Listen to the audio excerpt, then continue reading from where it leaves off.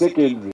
The State Minister for Lands, Dr. Sam Mayanja's visit was prompted by a formal complaint from concerned residents led by the village chairman Med Mogera. The residents petitioned Nansana RDC Chausuranga, who subsequently wrote to Minister Mayanja urging immediate intervention.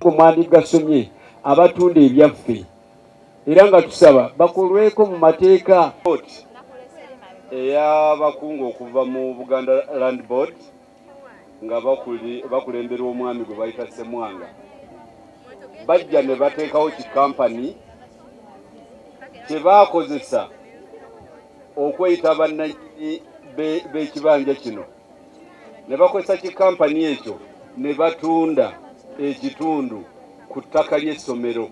During a community meeting held at the school, residents and the school leaders voiced their frustration over the land dispute.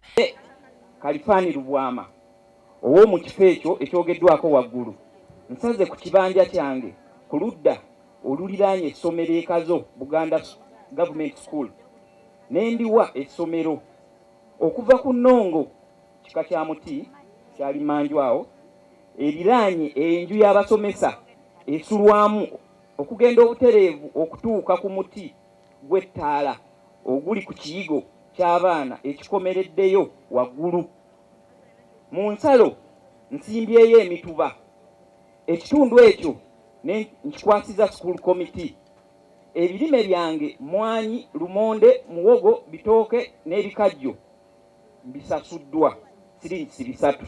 The headmaster also disclosed that President Yoweri Museveni had previously promised to construct a seed secondary school on their land during a visit to Kazo. However, ongoing land disputes have since stalled the project. Actually, Honorable Minister, Muzeyi bwe yajja mu Kazo wano yakola raleye n'asuubiza abantu ba Nansana division okutuzimbira wano seed school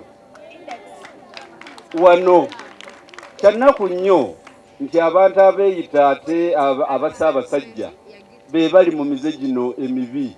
According to residents, individuals identified as Joseph Ssemwanga, the Omutongole of the Kabaka, Jamada Semakula and Nsereko Male allegedly formed a private company and sold part of the school land to Uthman Bisegera for the construction of a petrol station. Mulagira toddangayo okukwata muntu yenna alwanirira ekisaawe Kazo.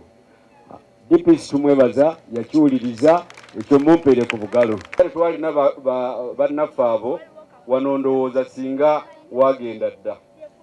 Directed that where you a kibanja holder in accordance with the Constitution, Article 237, Article 8, you have security of occupancy, whether you own Milo, leasehold or freehold. Minister Mayanja used the visit to educate the community on land ownership rights. He emphasized that the Buganda Land Board Limited has no legal jurisdiction over the school land. Therefore, anybody saying that he's a Mutongole and therefore can carry out any executive authority, administrative, or any service whatsoever on behalf of a traditional ruler and of all force anything to be done is masquerading.